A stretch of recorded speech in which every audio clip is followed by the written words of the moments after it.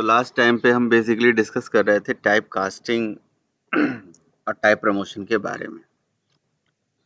Type promotion hello. का मैंने पूरा रिक्वायरमेंट समझा दिया था। टाइप कास्टिंग की रिक्वायरमेंट मैं आपको पढ़ा रहा था, शायद यही प्रोग्राम बता रहा था, और इसी में मैंने आपको टाइप कास्टिंग की नीड समझाई थी। अगर इन टाइप की सिचुएशन से मुझे बचना है तो जी हमें टाइप कास्टिंग करना चाहिए, या इस टाइप की प्रॉब्लम को सॉल्व करना है। बचना है नहीं बोलें, अगर इस टाइप की समस्या को हमें सॉल्व करना है, फिक्स करना है, इसलिए हम टाइप कास्टिंग करते हैं।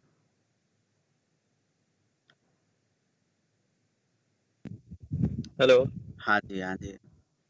सर, इसमें जो फ्लोट मेल फीमेल लिखा गया, इसमें फ्लोट का टाइप कास्ट किया गया है ना, इंटीजर का फ्लोट में टाइप कास्ट किया गया है। हाँ, इंटीजर यानी मेल को फ्लोट में टाइपकास्ट कर दिया गया है ताकि ये इंट ओके। फ्लोट में बदल जाए, और एक फ्लोट और एक इंट मिला के जो रिजल्ट होता है वो हमें फ्लोट में मिल जाएगा, ओके सर। तो हमारा काम बन जाएगा। अब अगर आप ये बोलेंगे कि सर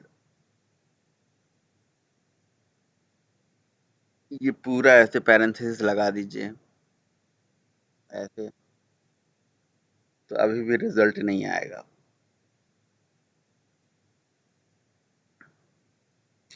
क्योंकि अभी भी इंट डिवाइड बाय इंट से रिजल्ट इंट ही आएगा, और इंट को फ्लोट में कन्वर्ट करोगे। और अगर आपको पता हो तो अगर इस तरह से लिखेंगे तो हम बॉडमॉस के हिसाब से ब्रैकेट पहले सॉल्व होता है। ये फ्लोट यहाँ पे भी लगा सकते हो, ये फ्लोट यहाँ पे भी लगा सकते हो, आपकी इच्छा है, दोनों जगह लगा सकते हो।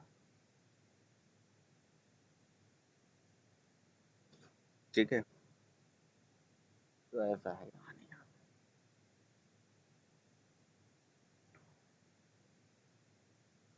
तो ये वो सिचुएशन था जहाँ पे टाइप कास्टिंग के बिना हमारा काम नहीं चलेगा। अगर टाइप कास्टिंग है तभी काम हो पाएगा।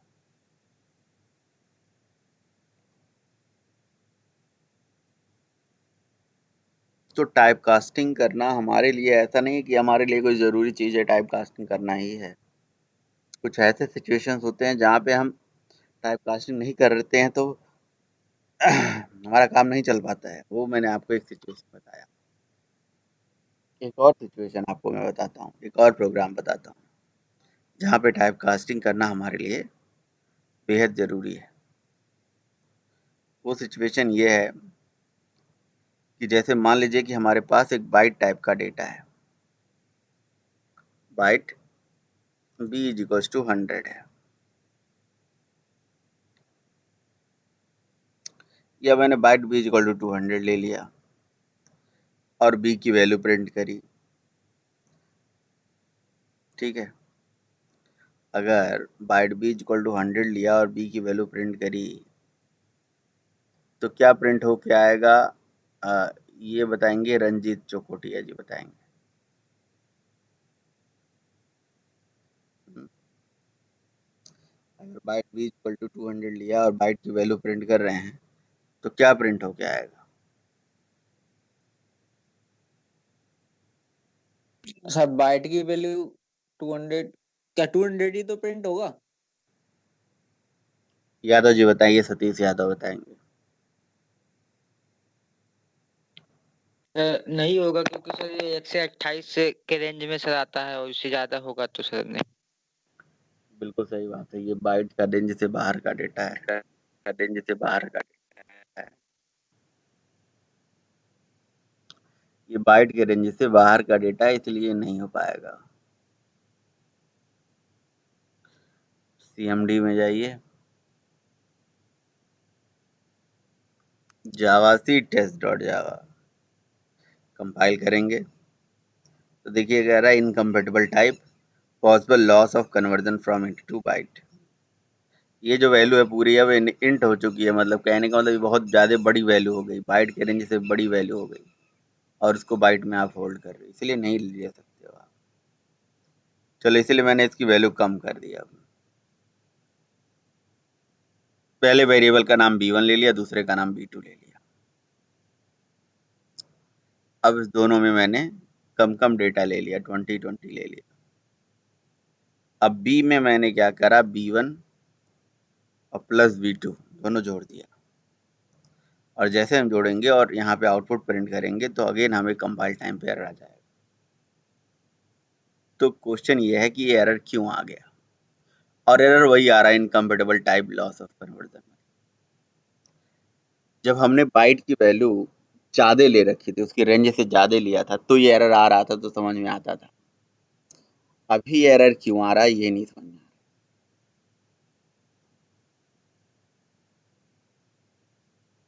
रहा है ना क्वेश्चन, अभी क्यों एरर आ रहा है। यस तो सर। ये एरर इसलिए आ रहा है क्योंकि बेसिकली मैंने लास्ट टाइम पे बताया था, कंपाइलर दो टाइप के डेटा को समझ के और उसी दो ही टाइप के डेटा पे ऑपरेशन करता है। अगर वो इंट टाइप का वैल्यू है तो वो इंटीजर इंट मान के ही, मतलब अगर ऐसे कोई न्यूमेरिक वैल्यू है तो इंट मान के ही ऑपरेशन करता है, और इंट के ही ऊपर वो करता है, और इंट ही रिजल्ट हमें रिटर्न करता है। और अगर मतलब डॉट मतलब उसमें है, फ्लोट में है, तो वो डबल ट्रीट करके करता है। तभी तो all the integer literal are treated as int type and floating literal are treated as double type, इस तरह से रूल बनाया गया। तो जब आपने ये B1 प्लस B2 जोड़ा, तो ये दो बाइट वैल्यू नहीं थे, ये आपको लग रहे हैं बाइट हैं, बट इंटरनली जो ऑपरेशन हुआ वो इंट पे हुआ, और इंट ही रिजल्ट हमें मिला, इंट ही रिजल्ट हमें मिला, और इंट को बाइट में होल्ड कर रहे हो, ये एरर है। दोनों ऑपरेशन होने के बाद रिजल्ट हमें इंट मिला। मतलब समझ लो कि इंट इसके साथ ऐसे लगा होता है, और यहाँ पे मैक्स का भी फॉर्मूला चलता है। तो अगर कुछ भी नहीं है तो बाय डिफॉल्ट इंट है, और इंट ही रिजल्ट हमें मिलेगा। अगर कोई एक्सप्रेशन है, उसका रिजोल्यूशन हो रहा है, तो रिजल्ट हमें इंट मिलने वाला है, हमेशा याद रखना। बाइट बाइट भी है, शॉर्ट भी है, इंट भी है, और लॉन्ग भी होगा तो लॉन्ग ही मिलेगा, जाहिर सी बात है, बड़े में मिलेगा। बट अगर बाइट और शॉर्ट इन सब पे ऑपरेशन हो रहा है, तो हमेशा याद रखना चाहिए रिजल्ट इंट मिलने वाला है, और इंट को बाइट में होल्ड कर रहे हैं, दिक्कत है ना। तो ये कैसे करा जाए, यानी कि दो बाइट टाइप के डेटा पे हम एडिशन कभी नहीं कर सकते, ये होता भी नहीं है। इंटरनली वो इंट पे ऑपरेशन हो रहा है, इंट पे कन्वर्ट करके इंट पे ऑपरेशन हो रहा है, इंट ही रिजल्ट मिल रहा है। तो फिर क्वेश्चन ये आ जाता है कि हमें बाइट वैल्यू चाहिए। आपने कहा सर ये डेटा हम कैसे होल्ड करें, तो हमने कहा यहाँ पे इंट ले लो, यहाँ पे इंट ले लो, चलने लगेगा सही। तो आप बोलेंगे कि सर कि 20 एक छोटा सा डेटा है, और इस छोटे से डेटा को होल्ड करने के लिए हम ज़्यादा स्पेस, ज़्यादा मेमोरी मतलब वेस्ट कर रहे हैं।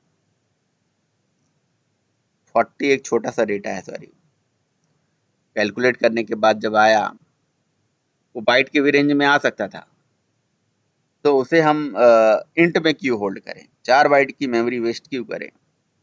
हमें रिजल्ट अगर बाइट में चाहिए तो हमें टाइप कास्टिंग करनी पड़ेगी, इसीलिए टाइप कास्टिंग का सिंबल लगाया, और यहाँ लगा दिया हमने बाइट।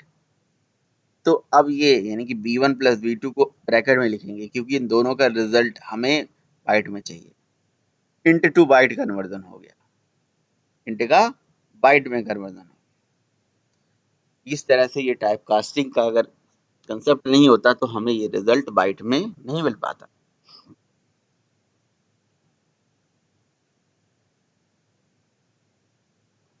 बताइए भाई, अगर किसी को नहीं समझ में आया तो।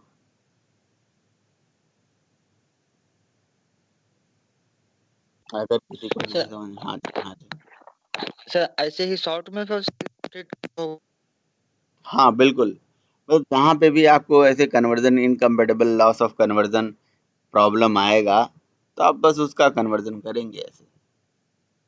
जी सर हेलो हाँ जी, सर मैं पूछ रहा था सर शॉर्ट में भी सर यही क्रिया लगानी पड़ेगी सर। हाँ बिल्कुल। जी सर।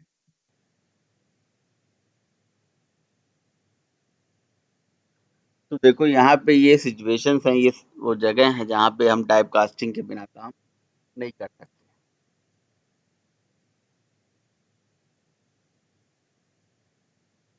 ठीक है। अब इसी से रिलेटेड एक और क्वेश्चन आता है, इसी से रिलेटेड एक क्वेश्चन इंटरव्यू में पूछा जाता है कहा जाता है कि मान लीजिए कि कहीं पे लिखा हुआ है byte b is equals to 10, ऐसे मान लीजिए कहीं लिखा हुआ है, और कहीं पे अगर मैं लिख दूं b equal to b plus 1, तो और अगर कहीं पे मैं लिख दूं b प्लस प्लस, तो इन दोनों में क्या अंतर है? आप बोलेंगे सर कोई अंतर नहीं है, आप बोलेंगे कोई अंतर नहीं है सर, क्योंकि बाइट बी प्लस प्लस का मतलब b equal to b plus 1 ही होता है,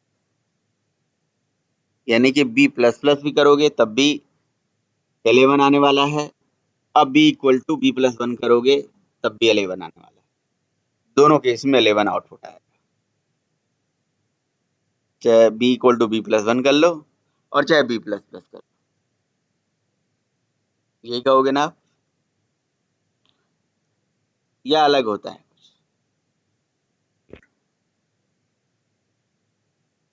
क्वेश्चन समझ में आ रहा है? Yes sir. क्वेश्चन समझ में आ रहा है ना आप लोगों को? Yes sir. बताइए।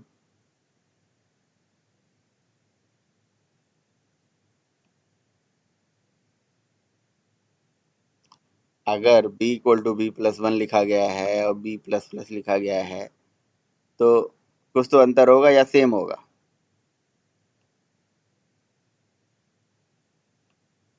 थोड़ा डिफरेंस होगा सर उसमें।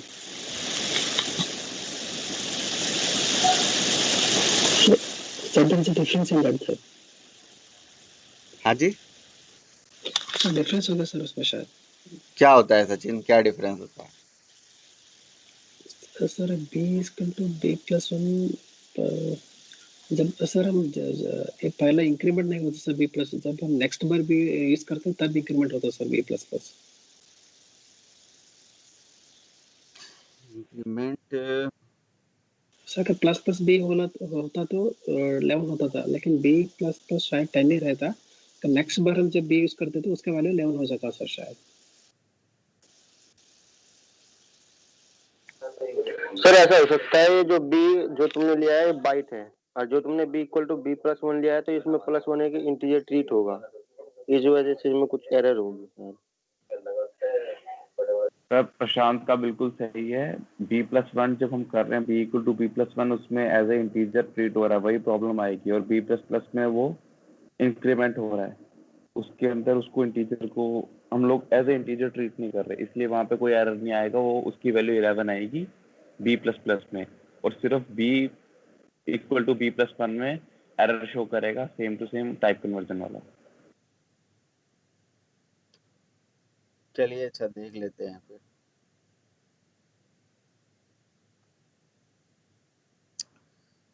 ये लीजिए हमने यहाँ पे बाइट b की वैल्यू लेट से यहाँ पे कर दिया 20, और यहाँ पे मैंने लिख दिया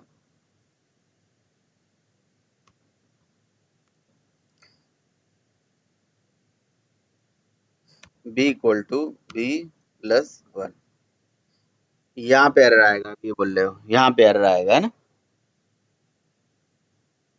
yes sir, yes sir. Yes sir, इधर आएगा।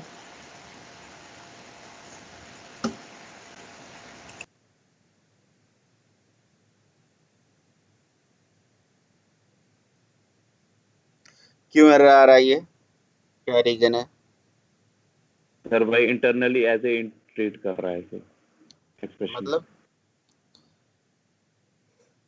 सर 1 यहाँ पे इंट है और b 20 तो बैट है सर। हाँ, बाइट में हो जा रहा है ना इसलिए। इंटरनली इंट ट्रीट कर रहा है, ये पूरा परफेक्ट आंसर नहीं है, पूरा बताइए क्या है, क्या इसका रीजन है? सर 1 तो इंट है सर और b तो बाइट है, इंट और बाइट कैसे ऐड कर सकते हैं सर? बिल्कुल, 1 है इंट और b है बाइट, तो इंट और बाइट का जो ऑपरेशन होगा तो रिजल्ट क्या मिलने वाला है? इंट मिलने वाला है। इंट और बाइट का ऑपरेशन होने के बाद रिजल्ट इंट मिलने वाला है, और इंट को बाइट में होल्ड कर रहे हो आप। मतलब इन दोनों में जो ऑपरेशन हो रहा है ना, 1 तो ऑलरेडी इंट है और b बाइट है, तो इंट का बाइट में जब ऑपरेशन होगा तो रिजल्ट क्या मिलने वाला है? इंट का बाइट में ऑपरेशन होने के बाद जो रिजल्ट मिलने वाला है वो मिलने वाला है इंट में। ठीक है, तो वो इंट में होने वाला है और इंट को बाइट में होल्ड कर रहे हो आप। अब अगर आप यहाँ पे टाइप कास्टिंग का सिंबल लगा दो, काम हो जाएगा।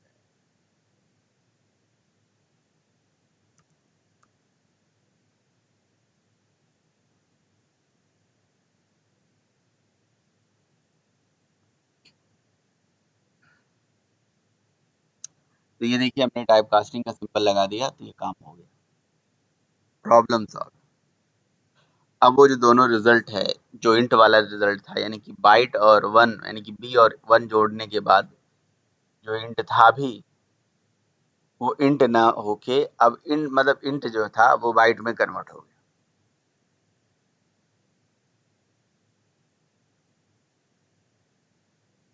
बात समझ में आ रही है? Yes sir. तो इस तरह से मतलब कन्वर्जन हो गया, टाइप कास्टिंग हो गया। अच्छा, जब यही काम आप अगर इसे कमेंट करके कर देते हैं, जैसे फॉर एग्जांपल आप कहीं पे लिख देते हैं बी प्लस प्लस, तो कहीं ना कहीं उस केस में ये चीज हो जाती है जो कि आपको इंटरनली दिखती नहीं है। अगर कंपाइल करो और रन करो, तो यहाँ पे भी रिजल्ट आ रहा है 21। तो 21 जो भी रिजल्ट आया है, यहाँ पे क्या हो रहा है, वो काम ऑलरेडी हो गया, वही सेम वर्क हो गया जो अभी हमने ऊपर किया था। तो ये इसकी कहानी है भाई। किसी का कोई क्वेश्चन है तो पूछ लीजिए, नहीं तो सैम का कल कोई क्वेश्चन था वो पूछ लीजिए। आप कल कुछ पूछने जा रहे थे, कुछ। जी सर।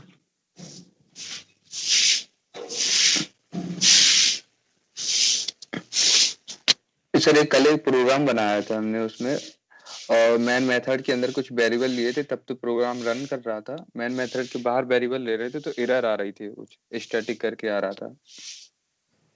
दिखाओगे तभी मैं बता पाऊंगा, ओके प्रॉब्लम सर, अगर वन सेकंड। दिखाओगे।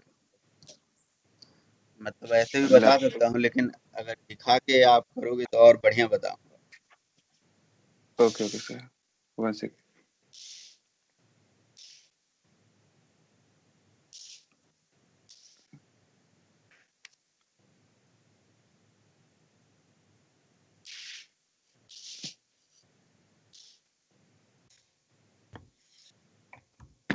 स्क्रीन शेयर कर दो सर। और कैसे बताओगे आप? स्क्रीन शेयर नहीं कर पाओगे, करोगे तो कैसे देख पाएंगे?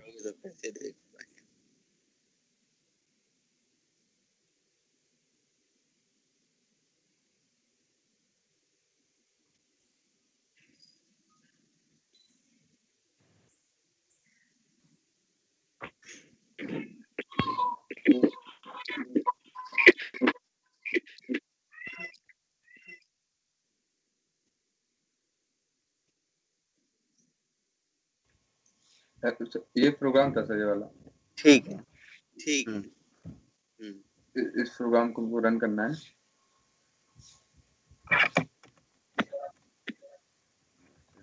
हम्म।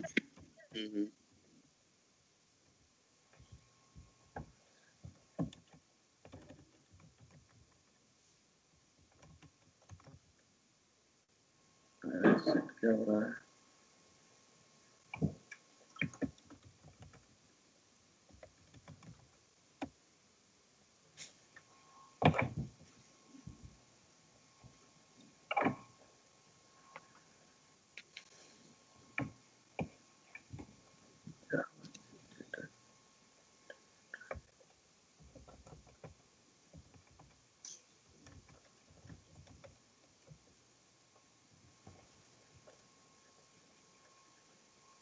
अच्छा, ये आ रहा है एरर यहाँ पर।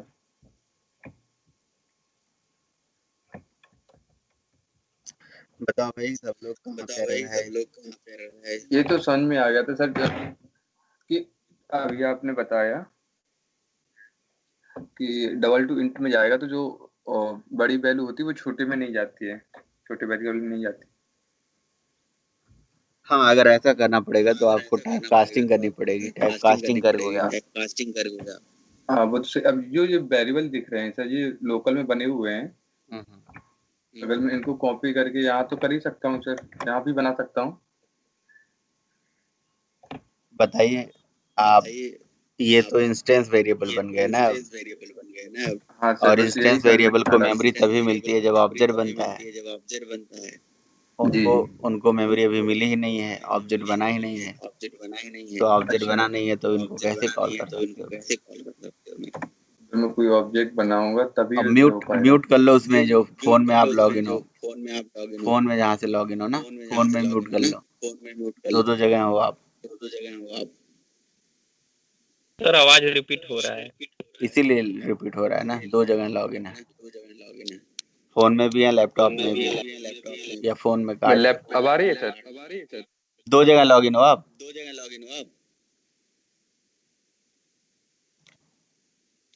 अब आवाज क्लियर आ रही है सर? नहीं, आवाज तो क्लियर आ रही है। दो जगह लॉगिन थे। हाँ अब अलग हो गया। नहीं, अभी भी आवाज आ रही है, रिपीट हो रही है। मेरी आवाज रिपीट हो रही है। एक्चुअली सर ये होगा, लैपटॉप में ज्यादा वॉल्यूम है इसलिए वो जा रहा होगा। तो मैं आपसे बोल रहा हूँ ना, उसे म्यूट कर दो या बंद कर दो। फोन वाला। फोन वाला सर बंद ही कर दिया मैंने उसको। अच्छा, कोई बात नहीं। म्यूट कर लो फिर। ठीक, मैं आवाज थोड़ा स्लो कर लेता हूँ। ये बिल्कुल इंस्टेंस वेरिएबल है। इंस्टेंस वेरिएबल को तभी मेमोरी मिलती है जब ऑब्जेक्ट बनता है। जी सर। तो ऑब्जेक्ट बनाया नहीं। अगर मैं ऑब्जेक्ट बना देता हूँ कोई भी तो चलेगा सर? हाँ बिल्कुल चलेगा, क्यों नहीं चलेगा। बना लीजिएगा, अब आगे क्वेश्चन पूछिए। बस यही था सर, क्लियर सर? हो क्लियर। गया। ठीक, हाँ सर। कर दीजिए। लेकिन सर ऐसा होता क्यों कि मतलब ऑब्जेक्ट ही बनाना पड़ेगा, क्योंकि स्टैंड, बस ये भी थोड़ा था। भाई इंस्टेंस वेरिएबल जो होते हैं ना, जी सर। हर चीज का अपना एक साइकिल है। हर चीज का अपना साइकिल है प्रोग्रामिंग के अंदर। लोकल जी वेरिएबल है तो वो स्टैक एरिया के अंदर जाता है, वो जी स्टैक एरिया के अंदर मेमोरी मिल जाती है। इंस्टेंस वेरिएबल है तो उसको मेमोरी तब तक नहीं मिलती जब तक ऑब्जेक्ट नहीं बनाते हैं। जी क्योंकि सिंपल सा मतलब है, इंस्टेंस वेरिएबल मतलब नॉन स्टैटिक वेरिएबल किसी ऑब्जेक्ट की स्टेट को रिप्रेजेंट करता है। तो जो स्टेट होता है यानी कि जो डेटा होता है, वो आपका अलग होना चाहिए, मेरा अलग होना चाहिए, किसी और का अलग होना चाहिए। सबका अलग अलग डेटा होता है। तो अब जैसे मान लो कि आप कह रहे हो कि नहीं, वेरिएबल फिक्स कर दिया जाए, तो फिक्स कर दिया जाएगा तो सबके लिए तो सेम वैल्यू हो जाएगी ना। अब अगर अपने कोई इंट ए करके वेरिएबल ऐसे बनाया है ना, मेरी स्क्रीन अगर आपको दिख रही होगी सबको, तो अब ए वेरिएबल पहले ऑब्जेक्ट के लिए कुछ और होनी चाहिए, दूसरे के लिए अलग होनी चाहिए, तीसरे के लिए अलग होनी चाहिए। तो सबके लिए अलग अलग होनी चाहिए। ऐसा नहीं कि जी सबके लिए कॉमन होना चाहिए। सबके लिए कॉमन हो जाएगा तो फिर दिक्कत हो जाएगी ना। वो तो कुछ चीजें सबके लिए कॉमन होती है, बट बहुत सारी चीजें सबके लिए अलग अलग होती है। जब कॉमन होगा तो उसको हम देखेंगे, आगे डील करेंगे, उसके लिए स्टैटिक होता है। अब जो अलग अलग है तो उसको तो नॉन स्टैटिक बनाना पड़ेगा ना, तो उसको ऑब्जेक्ट के अंदर सेपरेटली मेमोरी देनी पड़ेगी, तो उसकी डिपेंडेंसी ऑब्जेक्ट पे करनी पड़ेगी, इसलिए होता है।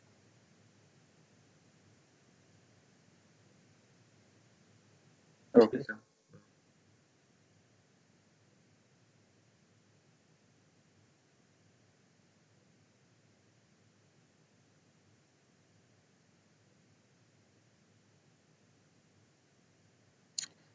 तो इस तरह से हमें समझ में आ गया भाई टाइप कास्टिंग का क्या मतलब होता है। टाइप कास्टिंग के ऊपर टाइप प्रमोशन और टाइप कास्टिंग दोनों का मतलब हमें समझ में।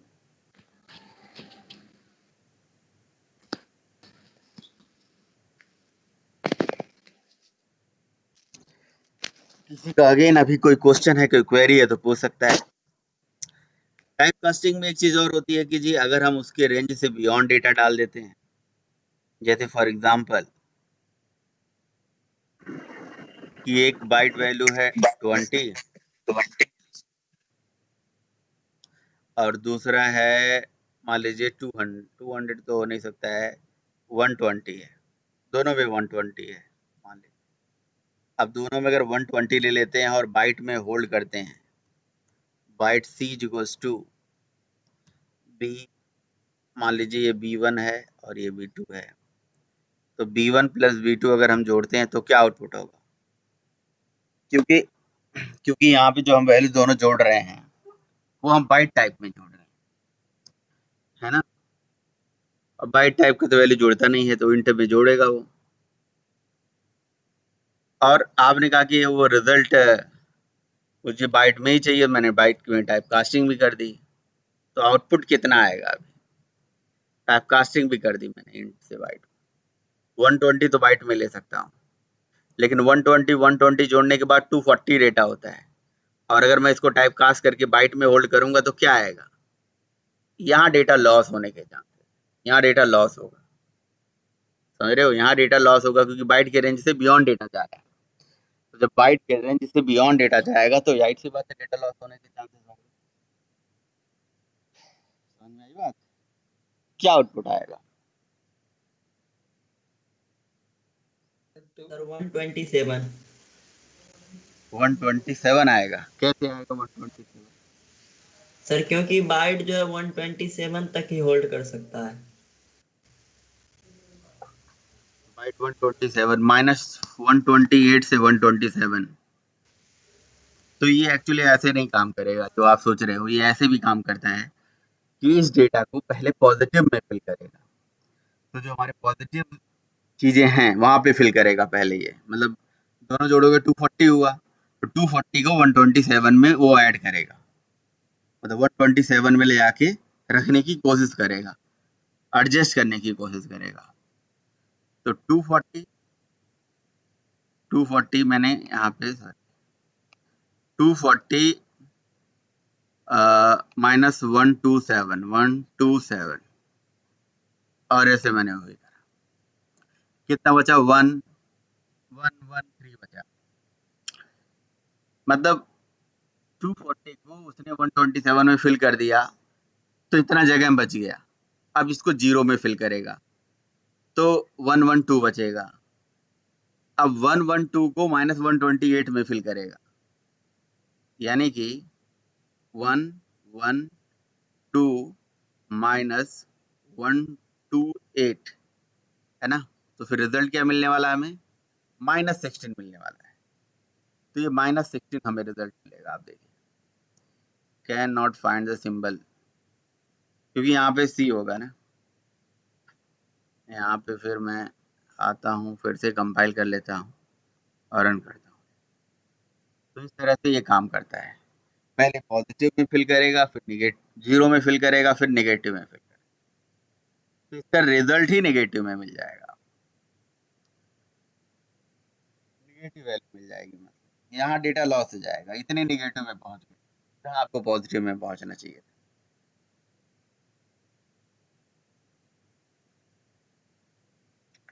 बात समझ में आ रही है नहीं आ रही है? किसी को कोई दिक्कत है तो बताइए। सर एक बार और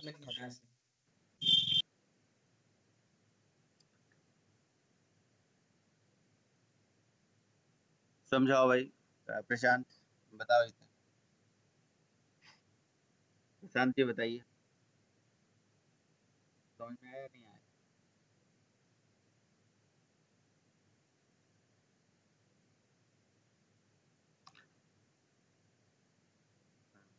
तो शांत लगता है सर, नहीं है।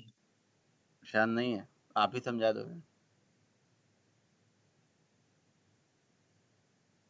तो मुझे भी समझ में नहीं आया। रजनीकांत समझ में आया?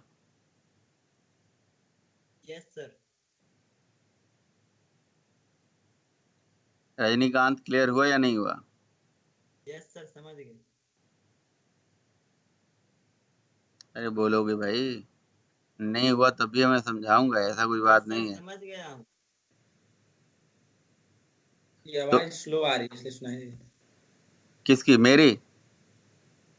रजनीकांत कुछ बोल रहे हैं। आपकी आवाज तेज आ रही है, आपको समझ में आया रंजीत? मैंने ही तो पूछा आप सर, मेरे को समझ नहीं आया। राहुल ने पूछा था। नहीं सर, मैंने पूछा था। सर मैं मैं भी पूछा था सर। मैं भी आपसे ही पूछता हूँ, किसको समझ में आया कोई समझा दे। यस सर, मुझे समझ में आ गया। बताओ बताओ। सर इसमें देखिए, पहले सर इसका जो पॉजिटिव जितना रेंज होता है, जैसे इसका 127 पॉजिटिव रेंज है, तो ये पहले 127 में पूरा फिल कर देता है। इसके बाद जितना इसके पास डाटा बचा, उसमें से पहले जीरो में फिल करता है, उसके बाद निगेटिव में फिल करता है, हाँ। फिर जो ब्लैंक स्पेस बच जाता है, तो वही सर मतलब आउटपुट आता है। एग्जाम्पल भी बताओ, जैसे 240 सर हुआ जैसे तो 240 को 127 में फिल करेगा तो 113 यस सर, बचेगा, फिर यस जीरो में फिल करेगा 112 बचेगा, फिर यस सर, 128 में फिल करेगा माइनस में, यस तो सर। तो 112 को उसको जो माइनस 128 से जब करोगे सब्ट्रैक्ट, तो वो रिजल्ट आपको -16 आ जाएगा। बिल्कुल सही बात है। ये 112 को जब फिर 113 को जब जीरो में फिल करेगा तो कैसे 112 होगा?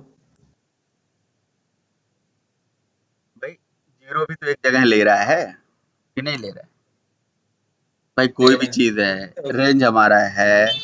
अगर हम बोलते हैं बाइट की रेंज होती है 0 से 255, तो ये पॉजिटिव में होती है, तो 0 टू 255 तो 256 ही जोड़ोगे ना उसे। Yes sir. अगर मैं बोलूं कि बाइट का रेंज होता है -128 टू 127, तो इसमें जीरो भी आता है, वो भी तो एक जगह ले ही रहा है ना, इसलिए उसमें ही फिल यस करेंगे। सर, क्लियर है सब, वही सर समझ में नहीं आता बाकी सब।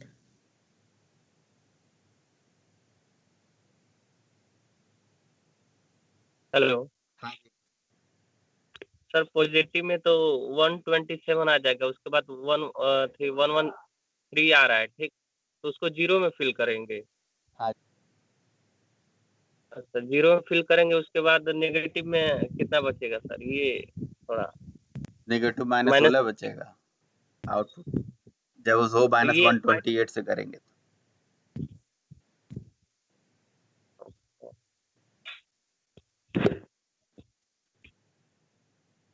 क्या कंफ्यूजन है इसमें?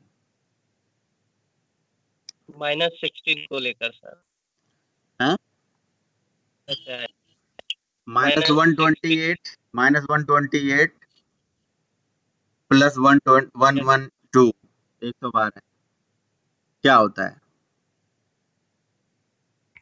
यस सर, आ गया सर। ठीक है, ये इस तरह से आप नहीं भी जोड़ो तो ये एक फॉर्मूला होता है, डिवीजन वगैरह करने का एक फॉर्मूला होता है, वो डिवाइड करता है और कोसेंट और रिमाइंडर ऐसे करके वो देता है। ये टोटल नंबर से इसको डिवाइड करता है, वो एक इसका कोसेंट आता है, वो एक कोसेंट इसकी वैल्यू होती है शायद, ऐसे कुछ होता है। इसको आप देखिएगा, एक दूसरा भी फॉर्मूला होता है, तरीका होता है इसका आउटपुट बताने का, कि जी इसको ऐसे डिवाइड करके फिर ये निकालता है। वो मैंने मैनुअल तरीका बता दिया, और फॉर्मूले फॉर्मूले भी होते हैं। वो फॉर्मूला क्या होता है देखिएगा, मुझे याद नहीं आ रहा है अभी। ठीक है, तो फिलहाल टाइप प्रमोशन, टाइप कास्टिंग हो गया, data type, keyword identifier, variable, literal, data type, type casting, type promotion, separator, यहाँ तक की कहानी हो गई। बाकी हेलो प्रिमिटिव सर। का प्रिमिटिव में कन्वर्जन हो गया, आगे चल के प्रिमिटिव का ऑब्जेक्ट में भी आपको पढ़ाएंगे कैसे, और ऑब्जेक्ट को प्रिमिटिव में भी कैसे, वो भी आपको आगे बताएंगे। और साथ ही साथ आगे ही आपको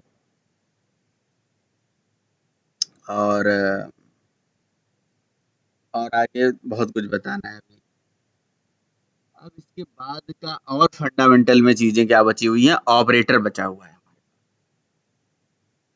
हाँ, कोई क्वेश्चन कोई पूछ रहा था, कुछ बोल रहा था, बोलिए भाई। यस सर, मैं ये पूछ रहा था, जैसे ये बाइट में फार्मूला लागू होता है, क्या ये शॉर्ट और में भी लगता है? सब जैसे जगह, 100 सब के जगह, रेंज से बड़ा हो गया तो? हाँ, सब जगह ऐसे ही होता है। यस सर, ठीक है। सब में अब उसके रेंज में फिल करेगा, रेंज से बियॉन्ड डेटा जाएगा तो ऐसे ही करेगा, पहले माइनस में, फिर जीरो में, फिर पॉजिटिव में, मतलब पॉजिटिव में, जीरो में, निगेटिव, इस तरह। अगर आपने पॉजिटिव वैल्यू ले रखी है तो इस तरह से ही काम करेगा। बिल्कुल। ठीक है, और बताइए, और किसी को कुछ क्वेश्चन, कोई क्वेरी?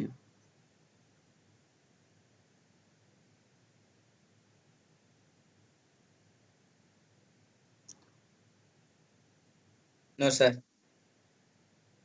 तो अब हम हेलो पढ़ने जा रहे हैं। हाँ जी, हाँ जी।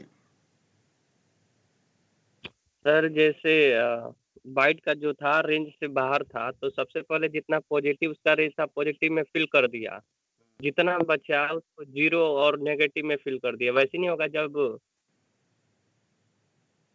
डेटा जाएगा तो वही प्रोसेस होगा, पहले पॉजिटिव में फिल होगा, फिर जीरो, फिर नेगेटिव में। हाँ, हर जगह यही होगा।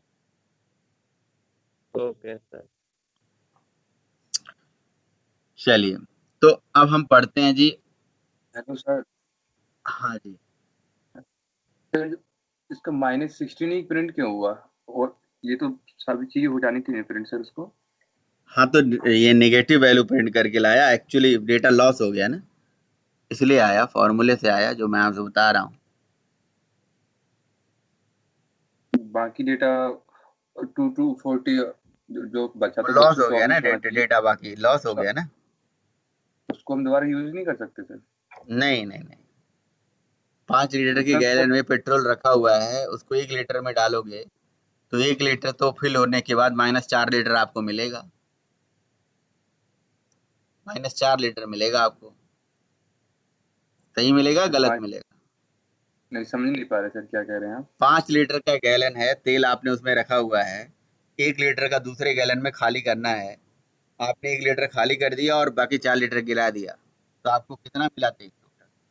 1 litre. Minus minus minus minus 4 litre वाला जो है, कितने में टोटल, मतलब आपने लॉस झेल लिया। अच्छा, लॉस वाला गिना जाएगा कि माइनस का 4 लीटर लॉस हो गया है वो? हाँ, बस बस बस। तो हम तो 1 लीटर यूज कर सकते हैं ना सर अभी तो उसे, जो 1 लीटर बचा हुआ है हाँ हाँ। उसे तो हम यूज कर सकते हैं। 4 लीटर वो नहीं, डिस्ट्रॉय हो गया। अब वो जामा कहता है कि जी 1 लीटर में अगर यूज करोगे तो फिर वो तो गलत है ना, फिर जी आउटपुट सर। भी गलत ही देगा, तो कोई गलत प्रोग्रामिंग क्यों करेगा? आपसे मांगा गया था 5 लीटर तेल, और जी आप 1 लीटर पे ही काम चला रहे हो, फिर कोई प्रॉब्लम होगा, कोई समस्या होगा, तो उसकी जिम्मेदारी कौन लेगा? ये भी तो बात है, सोचो इस बारे में जी आप। सर। अगर 1 को दे के रिजल्ट, रॉन्ग रिजल्ट दे दिया जाए उस चीज का, और फिर आप उस पे ऑपरेशन भी कर दिया जाए, तो फिर वो तो गलत है ना। तो नहीं, इसलिए उन्होंने कहा कि भाई नहीं, हम ऐसा कोई रिजल्ट नहीं देंगे, बस हम उसका जो डिफरेंस होता है इस तरह से वो दे देंगे। तो इस तरह से देखो, हमने टाइप कास्टिंग, टाइप प्रमोशन और ये सारा चीज पढ़ लिया। ठीक है, ये देखो, टाइप कास्टिंग का भी ये प्रोग्राम यहाँ पे मिलेगा आपको, टाइप प्रमोशन का प्रोग्राम मिलेगा, जो जो मैंने आपको बताया सब मिल जाएगा। बाकी सेपरेटर को तो आप जानते ही हो, सेपरेटर यही सब होता है भाई, dot, comma, semi colon, comments, sorry ये करली ब्रेसेस, पैरेंथेसिस, जो किसी लाइन या स्टेटमेंट को या मेथड को, पैकेज को, इंटरफेस को, ये सारी चीजों को मतलब अलग अलग सेपरेट करने के लिए यूज होता है। सेपरेटर जो होता है ये चीजों को सेपरेट करने के लिए होता है। कमेंट्स, प्रोग्रामिंग में कमेंट लगाने के लिए लगाया जाता है, ये पता ही होगा आपको। भाई ऐसा कोई कोड, ऐसा कोई लाइन जो आप यूज नहीं करना चाहते हो, आप कमेंट करके रख दो, फिर जब जरूरत पड़ेगी अनकमेंट करके यूज कर लो। तो एक बार में एक लाइन कमेंट कर सकते हो, एक से ज़्यादा लाइन भी कर सकते हो।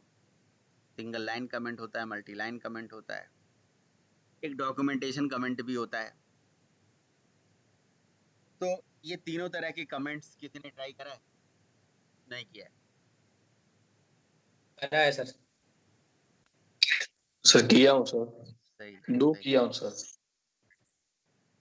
सर ये तीसरा बता।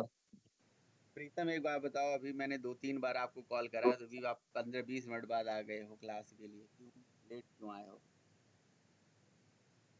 जल्दी सर आज बताओ, कहीं कहीं गया हुआ था सर अभी, जल्दी सुबह बताओ सुबह भाई। सर। हम्म, यस सर। जो जागा वो पाया, जो सोया वो खोया।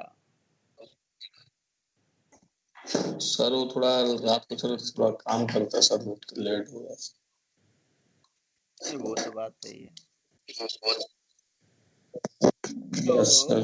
सर अब नहीं होगा सिंगल सर। लाइन कमेंट और मल्टी लाइन कमेंट। कमेंट और का कमेंट का क्या फायदा होता है? कमेंट जो होते हैं ना प्रोग्रामिंग में, ये कोड की रीडेबिलिटी को बढ़ाते हैं। आप तो बस इसलिए लिख देते हो जी कमेंट की ये लाइन अभी यूज करना है, फिर ये नहीं यूज करना है, इसलिए कमेंट लगा देते हो। लेकिन कमेंट एक और पर्पस के लिए लगाया जाता है, वो होता है कोड की रीडेबिलिटी, कोड को रीडेबल बनाने के। एक्चुअली देखा जाए ना तो कमेंट्स को कंपाइलर रीड नहीं करता, कमेंट के सिंबल को रीड करता है। वो डबल स्लैश को रीड करता है, स्लैश स्टार, फिर उसके बाद स्टार स्लैश, इसको रीड करता है। तो ये जो सिंबल्स हैं 3 अलग अलग, single line, multi line, documentation. तो सिंगल लाइन में देखो डबल स्लैश लगा है, मल्टी लाइन में ऐसे स्लैश स्टार, उसके बाद स्लैश स्टार, बीच में आप कुछ भी लिखो, यहाँ पे मतलब डॉट डॉट डॉट का मतलब कुछ भी। और मल्टी लाइन डॉक्यूमेंटेशन में जो है स्लैश स्टार और स्टार स्लैश ऐसे करके लिखा जाता है। तो ये जो कमेंट के सिंबल्स हैं, इनको लगा के हम कोड में, जैसे हमने कोई वेरिएबल डिक्लेयर करा, तो वो वेरिएबल हमने क्यों डिक्लेयर करा, हम ऐसा लिखते हैं, हमें लिखना चाहिए। ये मैं नहीं कहता हूँ, ये जावा कहता है, जावा का स्टैंडर्ड है, प्रोग्रामिंग का, हर प्रोग्रामिंग का अपना स्टैंडर्ड है कि जब कोडिंग आप करते हो तो हर वेरिएबल का मतलब, कोई वेरिएबल क्यों बनाया गया है, क्या उसका पर्पस है, ऐसे कमेंट लगा के लिखना चाहिए। अब हम क्यों लिखेंगे, मैं भी इसको जानता हूँ, मैंने बनाया है, तो देखो कोड मैं वाली बात नहीं होती है, हम वाली बात होती है। मतलब हम सबको समझ में आना चाहिए वो कोड, हमारी टीम के सारे मेंबर को समझ में आना चाहिए। टीम के अगर 10 लोग हैं तो 10 को समझ में आना चाहिए जी ये वेरिएबल क्यों बनाया गया है, ये मेथड क्यों लिखा गया है, ये वेरिएबल को, इस वेरिएबल का पर्पस क्या है। अगर कमेंट लगा के नहीं करोगे तो कोड रीडेबल नहीं बनेगा। कोई एंड यूजर इसको पढ़ना चाहेगा तो इजीली नहीं पढ़ पाएगा, नहीं समझ पाएगा जी इसका क्या मतलब है, क्या नहीं मतलब।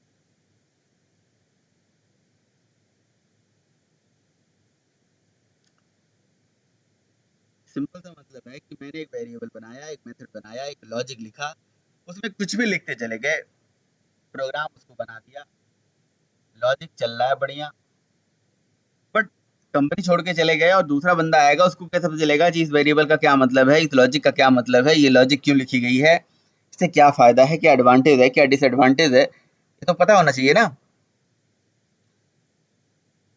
तो वो कैसे पता चलेगा भाई, वो हमारे कमेंट के माध्यम से पता चलेगा। हम आप प्रोग्रामिंग में ऐसा ऐसा करना चाहिए। आप नेट से कोड कोई डाउनलोड करो, वहां देखो कई जगह कमेंट लगे होते हैं नहीं होते हैं। आप नेट से कोड डाउनलोड करो, मतलब भी लिखा होता है, मीनिंग लिखा होता है कि ये क्यों लिखा गया है, इसका क्या पर्पस है, ऐसे लिखा होता है।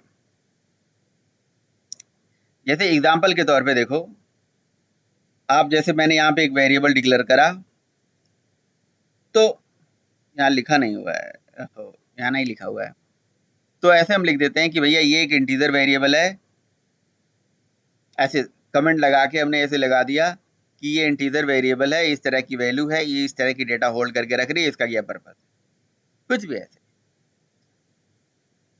और बाकी तो आप समझदार ही हो।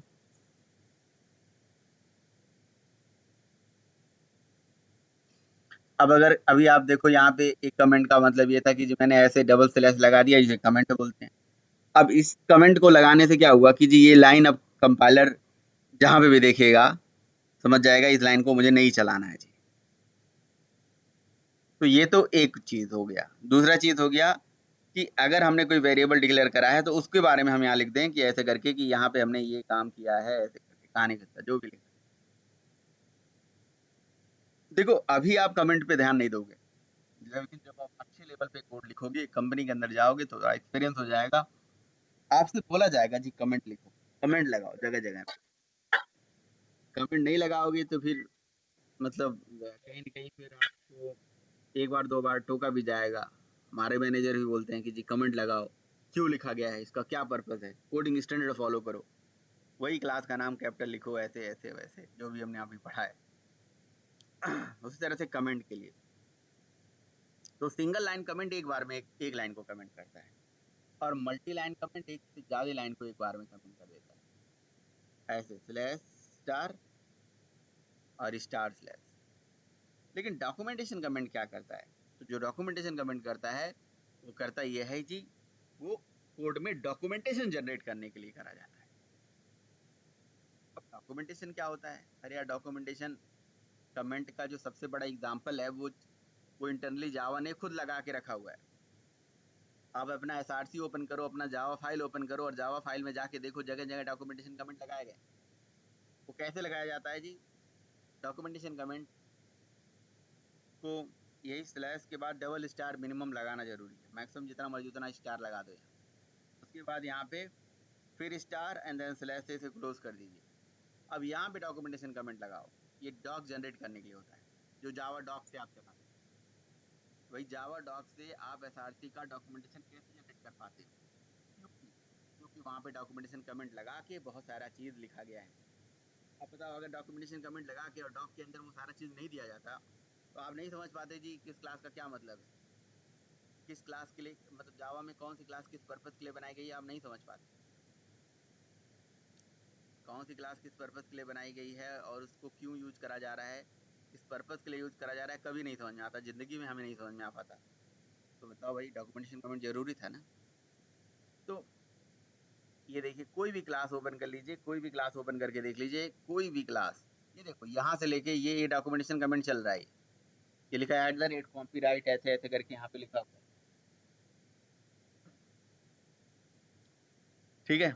फिर पैकेज, अब देखो ये डॉक्यूमेंटेशन कमेंट लगा के यहाँ पे लिख दिया गया कि this class implements buffered output stream byte such as this. ये जावा वालों ने लगा के दिया। ऑथर का नाम ले दिया गया, @ लगा दिया गया, कहीं कहीं HTML के सिंबल्स भी लगे होंगे, है ना।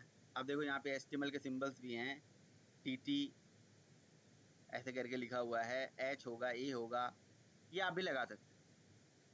क्योंकि ये तो जावा के प्रोग्राम के लिए कमेंट है ना, लेकिन जब ये ब्राउजर में चलेंगे तो ये टैग बन जाएंगे, वहां पे टैग कवर कर लेंगे। इस तरह से देखो, आप भी ऐसे लगा सकते हो। तो जावा की बनी बनाई क्लासेस में डॉक्यूमेंटेशन कमेंट लगाए गए हैं, तो भी आप भी लगा सकते हो यार। आप भी लगा के आप अपनी खुद की क्लास का भी डॉक्यूमेंटेशन जनरेट कर सकते हो जावा डॉक के थ्रू। आप अपनी क्लासेस में डॉक्यूमेंटेशन कमेंट लगाइए और जावा डॉक के थ्रू डॉक्यूमेंटेशन जनरेट करिए।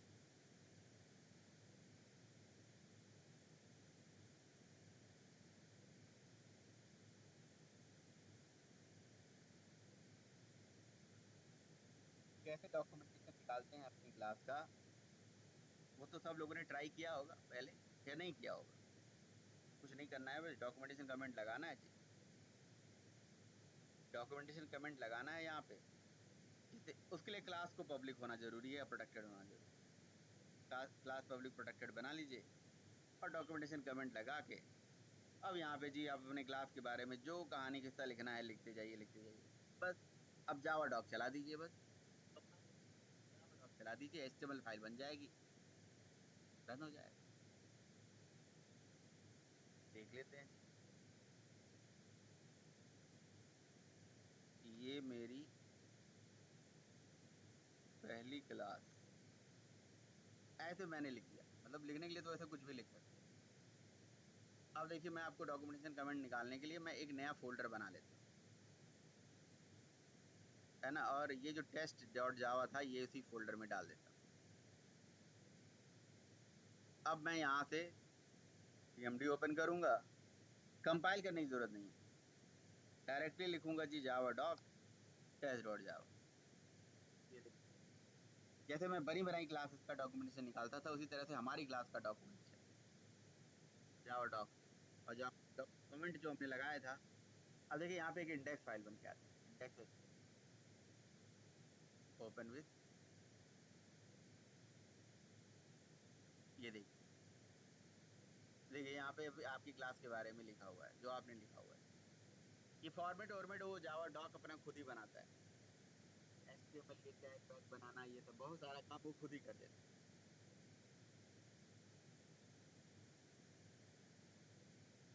इसका सुपर क्लास देखिए ऑब्जेक्ट क्लास है, और ऑब्जेक्ट क्लास के मेथड्स कौन कौन से हैं ये देखिए,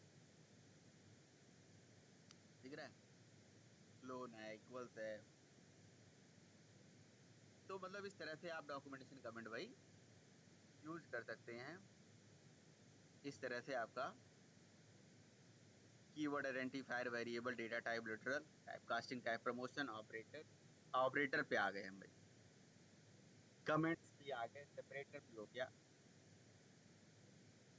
अब मैं ऑपरेटर पे आ गया, आप इससे कुछ क्वेश्चन है पूछ सकते हो। ऑपरेटर के बाद हम क्या पढ़ेंगे, लूप वूप लगाना सीख, तो फंडामेंटल वाली चीजें हमारी खत्म हो जाएंगी। मतलब ये वो सारी चीजें हैं जिनसे आप जावा पढ़ सकते हो। जावा भी पढ़ने के लिए बहुत हेल्पफुल है, बहुत जरूरी।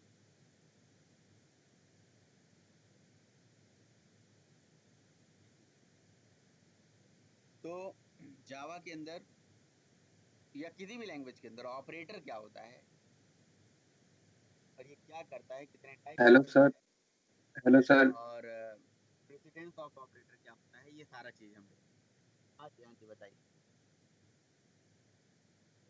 ये कह रहे हैं सर, जो इस लाइन लिखी हुई है, the nesting of single line comment is possible but not possible is multiple line, इसका मतलब क्या हुआ सर? नेस्टिंग मतलब हो कमेंट गया कि भाई जैसे बार बार आप लगा सकते हो, सिंगल लाइन वाला कमेंट बार बार यूज कर सकते हो, मतलब बार बार जितनी मर्जी उतने बार लगाओ। जी लेकिन सर। जो अब जैसे फॉर एग्जांपल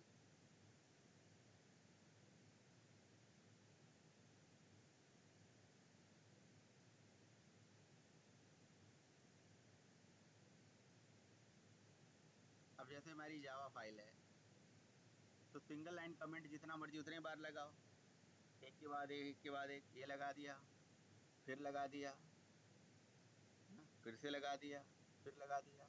लेकिन अब मल्टी लाइन कमेंट ऐसा थोड़ी ना है, ये एक के बाद एक लगा सकते हैं, ये इसका मतलब है। आपने स्लैश लगाया, स्टार लगाया और इसको बंद नहीं किया, इसको बंद नहीं करा, और फिर आप स्लैश और फिर स्टार लगाने शुरू चले गए, मतलब एक के अंदर एक, इसको नेस्टिंग बोलते हैं। और उसके बाद यहाँ पे आपने क्या कर दिया, स्टार लगा दिया, फिर स्लैश लगा दिया, तो ये नहीं माना जाएगा अभी, ये नेस्टिंग है, ये पॉसिबल नहीं है। Okay sir. और बताइए।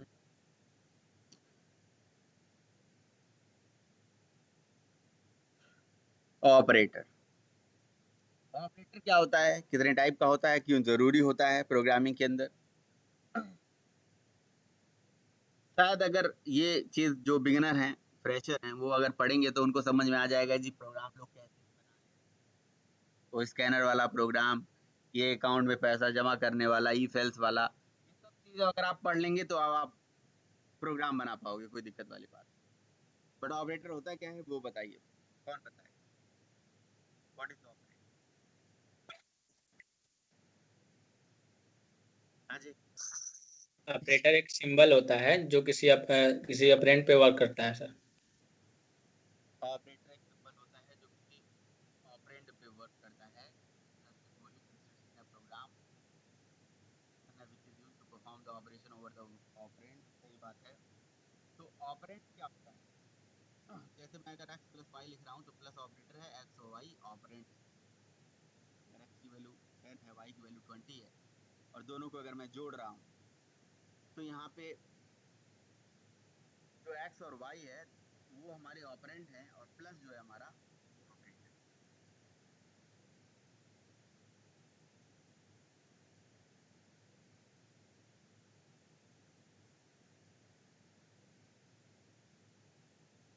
बताइए, ये ऑपरेटर हो गया।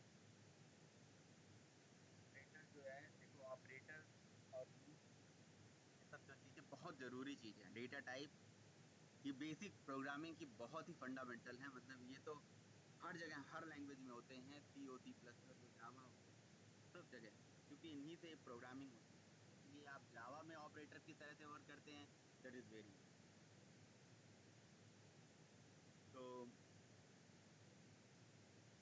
कितने टाइप के ऑपरेटर होते हैं, मेनली जो है तीन टाइप के ऑपरेटर्स होते हैं, लॉजिकली तीन टाइप के ऑपरेटर होते हैं।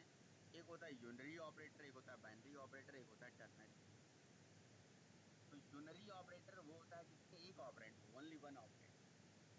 जैसे एग्जांपल के तौर पे जितने इंक्रीमेंटल ऑपरेटर हैं, जैसे ए प्लस प्लस, ए माइनस माइनस, ठीक है, प्लस प्लस ए, यानी कि pre increment, pre decrement, post decrement, negation, not, जो भी हैं, यहाँ पे एक ऑपरेंड एक ऑपरेंड है that is unary operand. Unary मतलब वन वन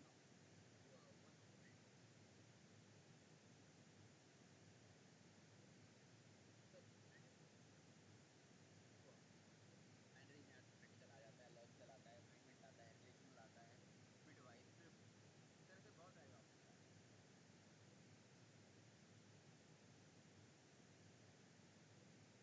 और टर्नरी मतलब जो ऑपरेटर होता है वो होते हैं मतलब जहाँ मोर देन टू ऑपरेंड, और इसमें जो आता है टर्नरी ऑपरेटर जो होता है वो ये क्वेश्चन मार्क कॉलन से रिप्रेजेंट होता है, इसको हम कंडीशनल ऑपरेटर भी बोलते हैं। तो ये ऑपरेटर की मेनली, अगर आपसे पूछा जाए ऑपरेटर कितने टाइप के होते हैं तो आप नहीं ये सब बताने लगते हो डायरेक्ट, लेकिन वो तो डायरेक्ट कैटेगरी अगर देखा जाए तो बेसिक कैटेगरी तीन होती है, यूनिटरी, बाइनरी, टर्नरी। तो रंजीत सुखोटिया ये बताओ भाई आप कि यार समझ में आ रहा है ऑपरेटर क्या होता है और ये कितने टाइप का होता है? कोई चीज नहीं समझ में आ रहा है फिर कुछ कहना नहीं आता है तो इसका मतलब सब कुछ समझ में आ रहा है। क्वेश्चन आता तो मतलब लगता है कि भाई आपने वो सीखा है, क्वेश्चन पूछना नहीं।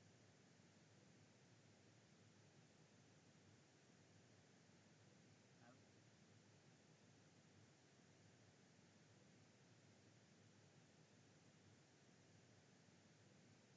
क्या बताओ भाई। हाँ सर, आ रहा है समझ। तो ऑपरेटर कितने टाइप के होते हैं, ऑपरेटर क्या होते हैं और कितने टाइप के होते हैं ये बताओ, क्या जो समझ में आ गया तो ऑपरेटर तीन टाइप के होते हैं, आपने बताया यूनरी और ये नाम भूल गया मैं तो। कैसे नाम भूल जाता है भाई,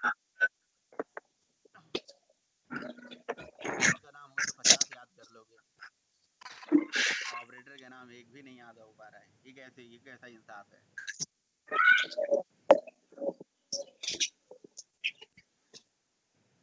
ये कहाँ का इंसाफ है बताइए। हाँ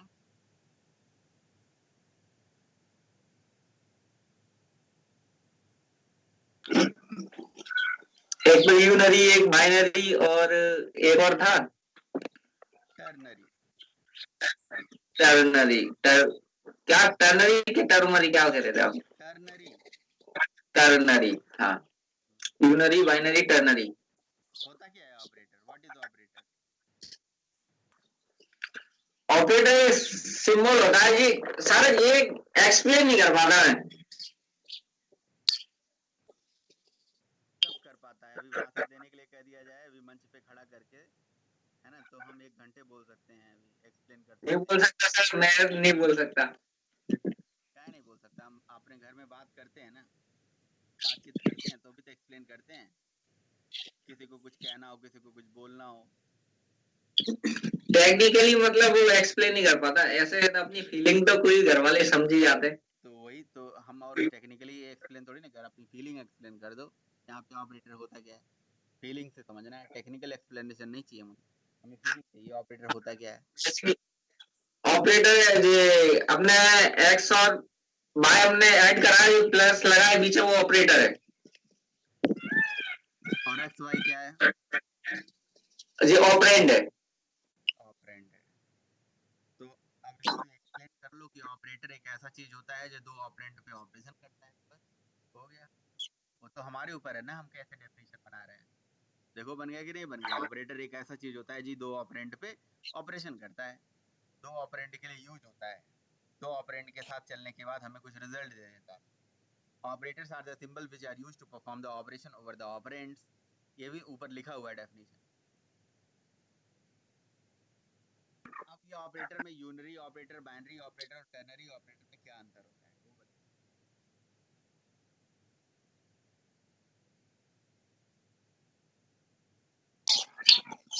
सर अभी पूरा देखने तो दो, सबसे समझ में आए, पढ़े तब से कुछ आए समझ अभी। तो मैं क्वेश्चन इसलिए पूछ रहा हूँ आपसे कि पढ़ाई के हाँ, टाइम पे ताकि ध्यान, याद हो। पढ़ाई के टाइम पे ध्यान दोगे, अगर पढ़ाई के टाइम पे 50 काम करोगे तो नहीं हो पाएगा, अगर इधर उधर भी भटकता है दिमाग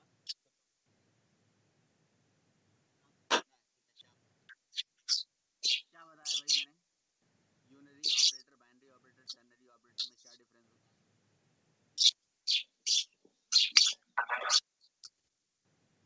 सर मैं बताता हूँ सर, यूनरी में सर एक ऑपरेंड्स होते हैं सर, बाइनरी में 2 होते हैं सर, और टर्नरी में सर 3 होते हैं ऑपरेंड्स। हाँ जी सर, हाँ जी sir, more than 2।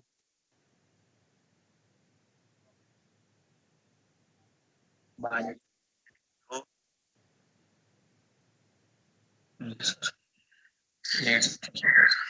Sir binary में 2 से ज्यादा ऑपरेटर नहीं हो सकते सर, ऑपरेंड्स।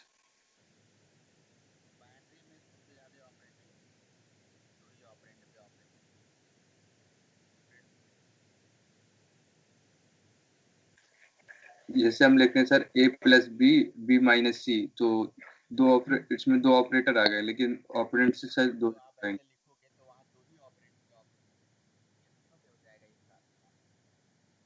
नहीं सर।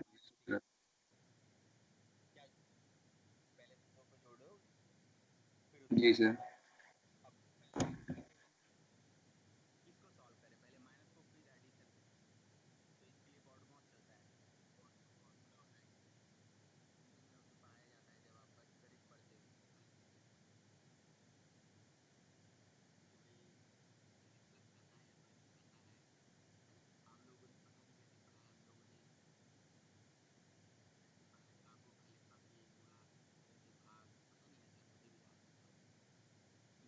यस सर, ऐसे। सर भाग जोग बना जी, भाग जोग।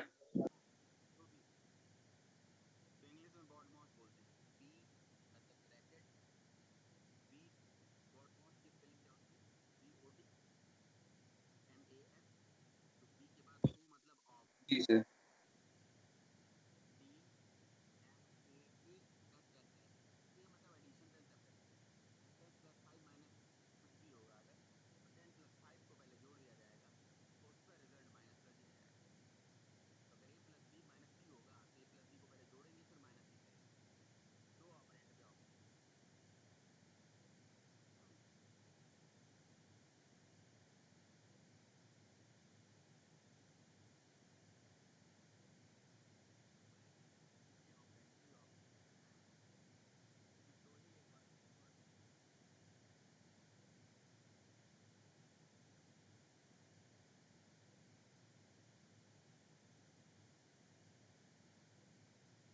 Yes sir.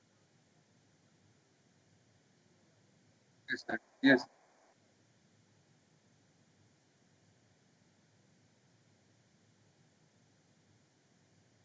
Hello sir.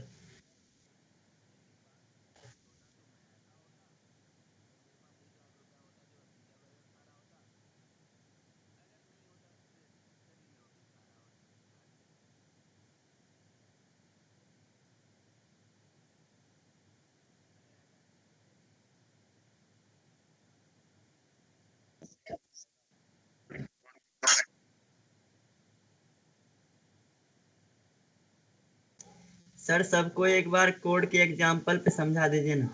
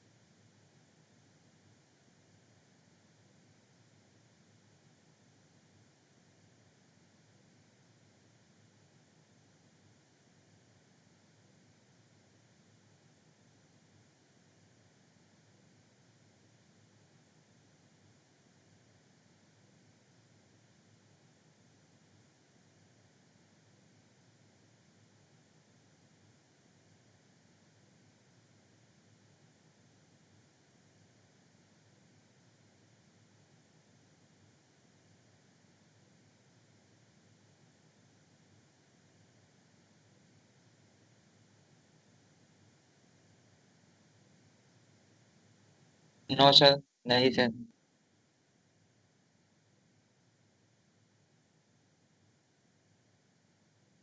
Yes sir.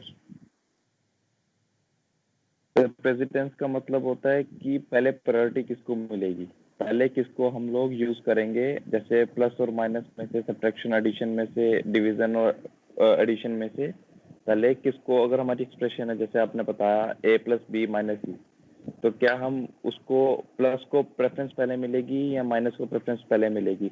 और एसोसिएटिविटी का मतलब ये होता है कि हमारी एक्सप्रेशन सॉल्व होना लेफ्ट से राइट को होगी कि राइट से लेफ्ट को होगी। मतलब कि पहले लेफ्ट से होना शुरू होगी, राइट की तरफ जाएगी, या फिर राइट से सॉल्व होना शुरू होगी और लेफ्ट की तरफ जाएगी, ये चीज होती है।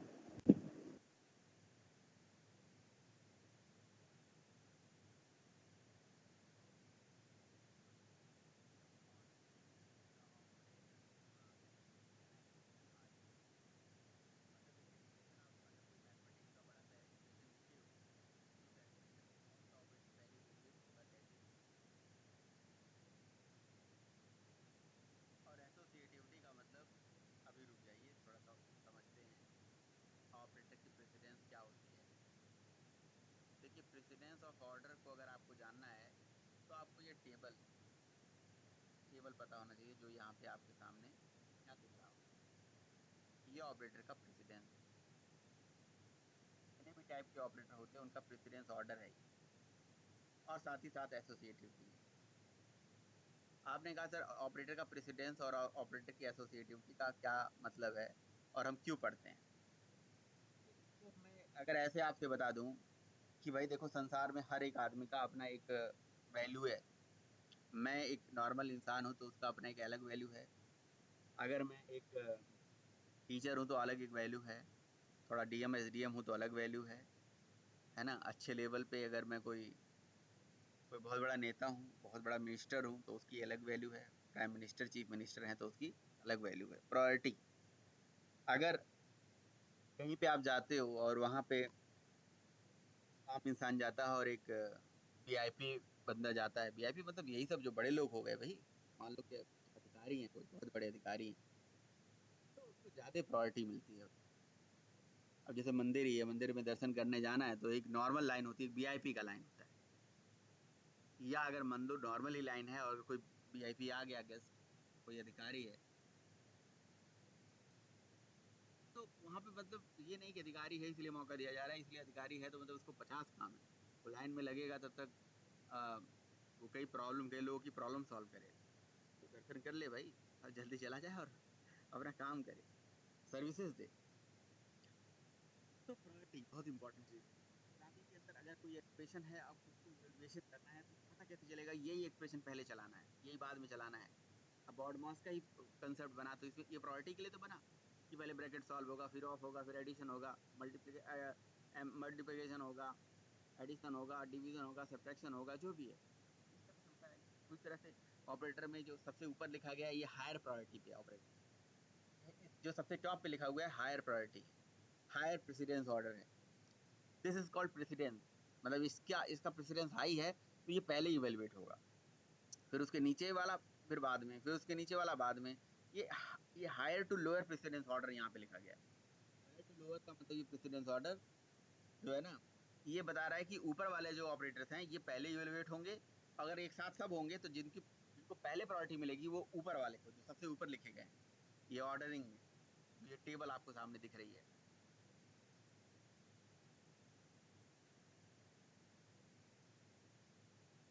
ये जो प्लस प्लस वाला है, माइनस माइनस वाला है, इसको हम पोस्ट फिक्स इंक्रीमेंट बोलते हैं यूनरी का। तो ये पहले जाएगा, फिर प्रीफिक्स जाएगा, फिर टाइप कास्टिंग के सिंबल होते हैं, फिर स्टार वाले होते हैं, फिर प्लस वाले होते हैं, फिर ग्रेटर लेस होता है, इक्वल होता है, एंड लॉजिकल होता है। देन इस तरह से आप इसको याद कर सकते हो। ये याद करना ही पड़ेगा, मतलब दिमाग में बैठा सकते हो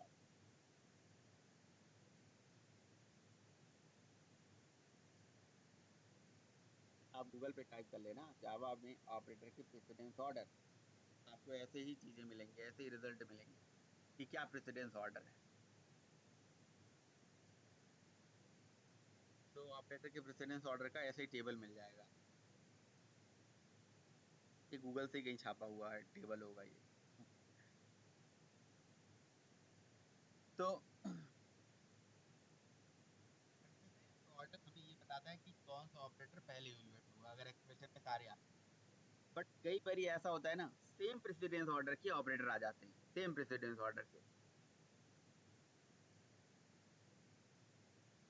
अब जैसे मान लो कि कोई ऐसा ऑपरेटर है जो सेम प्रेसिडेंस ऑर्डर के आ गए, तो उनको कैसे इवैल्यूएट करोगे? उनके लिए एसोसिएटिविटी है कि उनको या तो लेफ्ट से कैलकुलेट करा जाएगा या तो राइट से कैलकुलेट करा जाएगा। एसोसिएटिविटी रूल जो होता है उसका मतलब calculation from left to right या राइट टू लेफ्ट। तो देखो सबके आगे लिखा भी है कि ये राइट टू लेफ्ट यानी कि राइट टू लेफ्ट इवैल्यूएट होंगे ऊपर वाले दोनों, बाकी सब लेफ्ट टू राइट होंगे, फिर नीचे राइट टू लेफ्ट दो हैं बस। तो इनका एक कॉमन रूल होगा जो यहाँ पे लिखा होगा। तो देखो यहाँ पे लिखा हुआ है कि if an expression have two operators with the same precedence then expression is evaluated according to the grouping. इनका एसोसिएशन लेफ्ट टू राइट यानी कि grouping is done from left to right, right to left का मतलब grouping is done from right to left. तो नीचे लिखा हुआ है कि except the post 6 increment all the decrement operators are unary operator have right to left एसोसिएटिवली। ये rule है, कॉमन रूल है। और except the relational and assignment operator, बाकी जितने बाइनरी हैं वो सबका लेफ्ट टू राइट होता है। ये कॉमन रूल होता है, ये याद रखो कि पोस्ट इंक्रीमेंट और डिक्रीमेंट को छोड़ के जितने भी यूनरी हैं वो राइट टू लेफ्ट जाते हैं, और रिलेशनल और असाइनमेंट ऑपरेटर को छोड़ दिया जाए तो सारे binary operator left to right जाते हैं।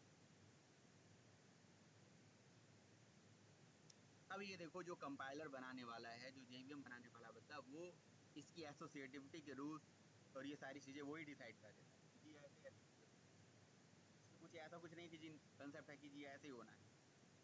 जो कंपाइलर और जेवीएम डिजाइन करने वाला बंदा है वो उसने ऐसा लॉजिक लिख दिया कि ऑपरेटर को इस तरह से इवैल्यूएट करा जाएगा। तो आपको याद करना पड़ेगा ऑपरेटर क्या होता है, कितने टाइप का होता है, जानना ही काफी नहीं है, उनका प्रेसिडेंस ऑर्डर भी पता होना चाहिए, साथ ही साथ एसोसिएटिविटी का भी कंसेप्ट पता होना चाहिए। तो भैया इस टेबल को, इस एग्जांपल को जरूर आप देखिए और याद रखिएगा भैया ऑपरेटर क्या होता है क्या नहीं होता है।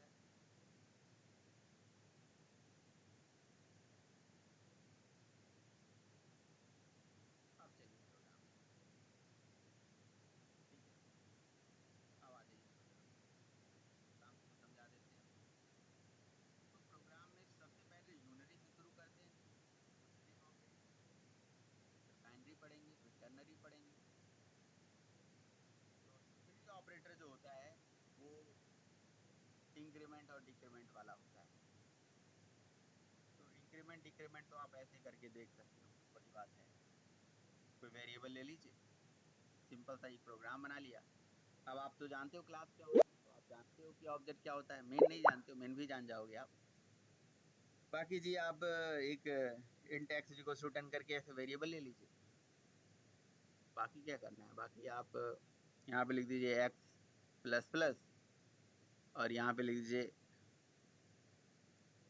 प्लस प्लस एक्स और यहाँ पे लिख दीजिए, ये तो मैं हर जगह बताता हूँ वैसे, ये हो गया वाई, हर बार यही बताता हूँ, मतलब एक्स। ये देखिए मैंने यूनरी ऑपरेटर में pre increment post increment sorry और प्री डिक्रीमेंट पोस्ट डिक्रीमेंट दोनों ले लिया मैंने। ये लीजिए मैंने ले लिया ये, यहाँ y लिख दिया, y माइनस माइनस, यूनरी पढ़ा रहा हूँ अभी मैं, माइनस माइनस y और इस तरह से ये ले लिया हमने y। तो बस ये आप कौन सा ऑपरेटर पढ़ रहे हो जी? Unary operator. तो यूनरी ऑपरेटर में इसको क्या बोलते हैं जी? इसको बोलते हैं हम पोस्ट डिक्रीमेंट। पोस्ट क्यों बोलते हैं भाई इसको, पोस्ट डिक्रीमेंट क्यों बोलते हैं? सर डिक्रीमेंट नहीं, इंक्रीमेंट। प्लस प्लस का मतलब इंक्रीमेंट होता है। अब यूनरी क्यों बोलते हैं? क्योंकि देखो ऑपरेंड एक है, ठीक है, ऑपरेंड एक है इसलिए यूनरी है, क्योंकि एक ही ऑपरेंड पे ऑपरेशन हो रहा है, मतलब एक ही वेरिएबल है जिसपे ये सारा एक्शन हो रहा है। प्लस प्लस तो एक ही पे हो रहा है ना, 2 पे तो नहीं हो रहा है, x प्लस वाई नहीं ना, ओनली प्लस प्लस, तो ऑपरेंड एक है, this is called, that's why it is called unary, इसलिए आप यूनरी बोल रहे हो उसे। और इसके पहले प्लस प्लस जो लगा है ये प्री इंक्रीमेंट है। तो प्री और पोस्ट में क्या अंतर है, ये पोस्ट जो है मतलब इंक्रीमेंट बाद में है, प्री मतलब इंक्रीमेंट पहले है। तो इसको हम ऐसा बोलते हैं कि जी, इसको हम ऐसा बोलते हैं, एक्स प्लस प्लस वाले को बोलते हैं कि ये इंक्रीमेंट बाद में करेगा और प्रिंट पहले होगा, क्योंकि पोस्ट वर्ड है ना, पोस्ट इंक्रीमेंट। पोस्ट इंक्रीमेंट मतलब, पोस्ट का मतलब बाद में, मतलब इंक्रीमेंट बाद में होगा, प्रिंट पहले होगा। तो एक्स की वैल्यू 10 है तो 10 प्रिंट हो जाएगा, 10 प्रिंट हो जाएगा, समझ रहे हो, 10 प्रिंट हो जाएगा, यहाँ आउटपुट 10 ही आने वाला है और कुछ नहीं आने वाला है, यहाँ 10 आउटपुट आने वाला है। लेकिन उसकी वैल्यू एक इंक्रीमेंट होके 11 हो चुकी होगी मेमोरी के अंदर। नेक्स्ट टाइम एक्स को प्रिंट करेंगे जब, तो उसकी वैल्यू 11 आएगी, यानी कि नेक्स्ट टाइम नेक्स्ट स्टेप में एक्स की वैल्यू 11 है, यानी कि यहाँ पे एक्स की वैल्यू 11 आएगी। लेकिन यहाँ पे प्लस प्लस एक्स है, प्लस प्लस एक्स का मतलब होता है प्री इंक्रीमेंट, मतलब पहले इंक्रीमेंट कर दो देन प्रिंट करो। 2 वर्ड याद रखना, पोस्ट का मतलब इंक्रीमेंट बाद में करना है, प्रिंट पहले करना है। इंक्रीमेंट बाद में करना है, प्रिंट पहले करना है, ये पोस्ट कहता है। पोस्ट इंक्रीमेंट मतलब, पोस्ट इंक्रीमेंट मतलब इंक्रीमेंट बाद में, प्री इंक्रीमेंट मतलब इंक्रीमेंट पहले एंड प्रिंट बाद में, ठीक है ना। तो ये प्री इंक्रीमेंट है। प्री इंक्रीमेंट मतलब 11 वाली वैल्यू को प्लस प्लस करके 12 कर दिया जाएगा, आउटपुट यहाँ 12 आ जाएगा, यहाँ 12 प्रिंट होगा, इंक्रीमेंट हो जाएगा देन प्रिंट होगा, यहाँ 10 प्रिंट होगा, यहाँ 12 प्रिंट होगा, और बाकी यहाँ पे 12 तो होगा ही होगा। ऐसे ही माइनस के केस में होगा, माइनस में डिक्रीमेंट होगा, पोस्ट डिक्रीमेंट, प्री डिक्रीमेंट। तो पोस्ट डिक्रीमेंट मतलब यहाँ 20 होगा, यहाँ 18 होगा और नीचे भी 18 होगा, इस तरह, ठीक है।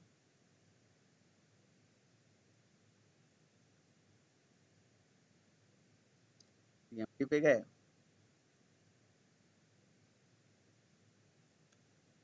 जावा सी test dot Java code compile हो गया और जावा टेस्ट सी कोड देखो 10 12 12 20 18 18, बताइए ये हो गया यूनरी ऑपरेटर के example. Post increment, post decrement, pre increment, pre decrement. कोई क्वेश्चन, कोई क्वेरी? सर यूनी ऑपरेटर तो राइट टू लेफ्ट चलता है ना sir? Unary operator right to left चलता है भाई। एक ये जो राइट टू लेफ्ट है, लेफ्ट टू राइट वाला है, ये कंसेप्ट तभी आप फॉलो करोगे जब आपके पास एक से ज्यादा ऑपरेंड होंगे और वहां पे सेम प्रेसिडेंस ऑर्डर होगा, ठीक है ना। तो यहाँ पे एक से ज्यादा ऑपरेंड नहीं है अभी, तो आप यहाँ क्यों परेशान हो रहे हो, एक से ज्यादा ऑपरेंड है नहीं। यहाँ पे जो आपको समझा दिया गया है वही रूल है, और बाकी जो आपका क्या राइट टू लेफ्ट जाएगा, क्या लेफ्ट टू राइट जाएगा, वो एक से ज्यादा बड़े एक्सप्रेशन जब आप सॉल्व करोगे वहां पे आप उसे लगाइए।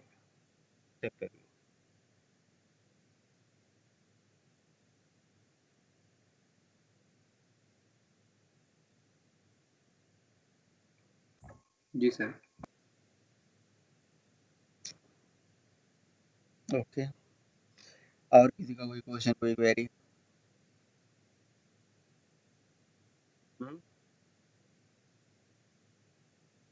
सर तो ये प्री इंक्रीमेंट, पोस्ट, अब आप गूगल पे और भी सर्च करके और भी आप एग्जांपल निकाल के आप प्रैक्टिस कर सकते हो, आपकी इच्छा है। बस यूनरी ऑपरेटर यही होते हैं भाई। एक निगेशन होता है, नॉट होता है, नॉट, जो जिसमें जिसमें जो जो एक पे ही होता है, एक पे ही वर्क करता है वो। जैसे मैं लिख दूं नॉट एक्स, एक्स नॉट, ऐसे करके नॉट एक्स, समझ रहे हो। लेकिन ये बैड ऑपरेटर क्या है, यूनरी कर रहा है, टाइप फॉर यूनरी ऑपरेटर। अच्छा, ये इसके अंदर कंडीशन के अंदर लिखा जाता है not x equal to something करके। निगेशन लगा सकते हैं, जो निगेशन इस तरह से होता है, कहाँ गया ये, इस तरह से टिल्ट, ये होता है, ठीक है।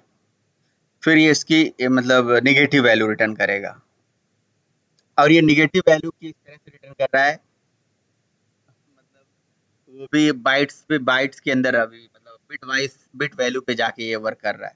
ये बिट वाइज की कैटेगरी में आता है। बताता हूँ आगे, ये कॉम्प्लीमेंट वगैरह 1 कॉम्प्लीमेंट निकाल रहा है, आगे बताता हूँ आपको ये क्या है।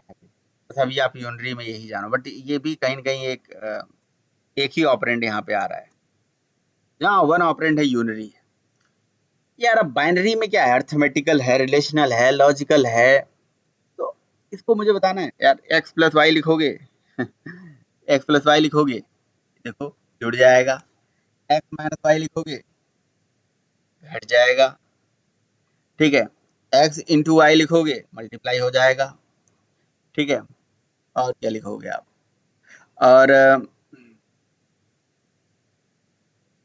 एक्स डिवाइड वाई लिखोगे तो डिवाइड हो जाएगा।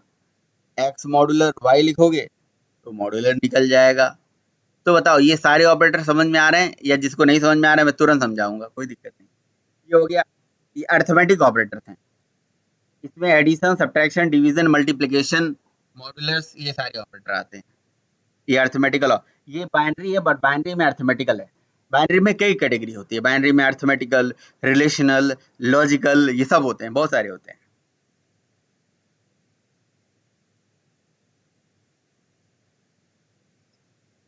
सर क्लियर है? जी सर। बहुत अच्छी बात है, क्लियर है। तो इसका मतलब सब लोगों ने ऑपरेटर पे काम कर रखे हैं पहले से, बढ़िया है, अच्छा है। रंजित क्लियर है? रंजित चौकोटिया जी, मैं नाम लेके बार बार पूछूंगा तो बताओगे? अरे ऐसे भी बता देना क्लियर है नहीं है। हाँ सर, ये आपने समझाया, ये क्लियर है। ये सारे ऑपरेटर आपको आते हैं? ये सारे ऑपरेटर जो हैं लगाए गए हैं, ये सारे आते हैं आपको? यूज तो नहीं करे आपने, अभी बताया बस वही। तो यूज ही तो है यार, बताना मतलब ये यूज ही तो है। ये 2 वैल्यू लिया, हाँ वेरिएबल लिया, यूज करके दिखा दिया ये। हाँ, बस मतलब मैंने स्वयं प्रैक्टिकली यूज नहीं किया, तो ऐसा बता रहा था। इसमें से कौन कौन सा प्रैक्टिस किया है वो तो बताओ, कि सर ये प्रैक्टिस किया है, इसका मतलब मैं जानता हूँ बट इसका मतलब नहीं जानता हूँ, ये भी तो हो सकता है। हाँ सर, मतलब ये सब मतलब ये समझ लो मैंने प्रैक्टिस कर ही लिया, आपने बता दिया, कर ही लिया। आप समझे नहीं मेरी ठीक बात है, यार, मतलब कहने का ये आप बात दूसरे डायरेक्शन में ले जा रहे हो। नहीं, मेरा कहने का मैंने मतलब ये मेरे कहने का यूज मतलब कर नहीं, आपके कहने का मतलब क्या है मुझे न बताओ। आप मेरे कहने का मतलब क्या है? मेरे कहने का मतलब ये है कि जो ये ऑपरेटर लिखे गए हैं बस इतना समझाओ मुझे, मैं इनको। परसेंट वाला यूज नहीं किया था, बस बाकी ये चारों कर लिए थे। अच्छा, ये प्लस प्लस का मतलब एडिशन होता है, जानते ही हो। माइनस का मतलब घटाना होता है। ये स्टार हाँ, मतलब भाई मल्टीप्लाई परसेंट होता है, ना वो यूज नहीं। हाँ, ये मल्टीप्लाई मल्टीप्लाई। होता है, ये मल्टीप्लाई होता है। हाँ तो ये सर। हो गया एडिशन, इसको जोड़ करने से ऐड हो जाएगा, इसको करने से माइनस हो जाएगा, इसको करने से, तो इसको करने से क्या मल्टीप्लाई रिजल्ट आएगा? इसको करने से क्या रिजल्ट आएगा यहाँ पे? 30। Very good. और इसको करने से क्या रिजल्ट आएगा यहाँ पे? किसको? यहाँ पे सर माइनस में आएगा सर। कितना आएगा माइनस में? एक्स माइनस बाय एक्स, तो एक्स की वैल्यू कम है ना सर, 10। -10 आएगा, बिल्कुल सही कह रहे हो आप। और यहाँ पे क्या आएगा? इसका 200। 200। यहाँ क्या आएगा? एक्स सर, इसकी यहाँ भी दिक्कत है, 0.5 आएगा।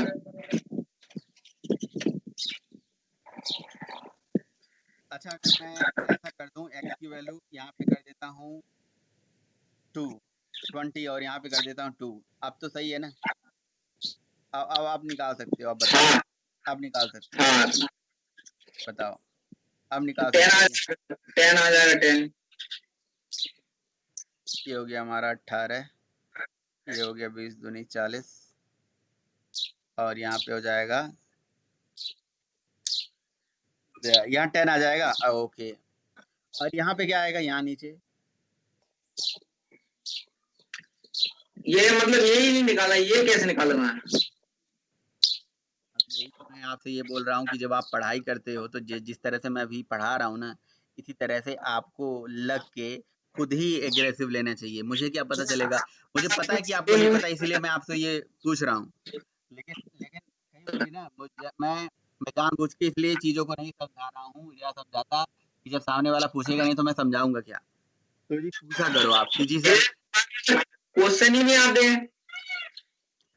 क्यों नहीं आते हैं दिमाग में क्वेश्चन? जब कोशिश करोगे तो क्वेश्चन आएंगे, कोशिश नहीं करोगे तो क्वेश्चन कैसे आएंगे?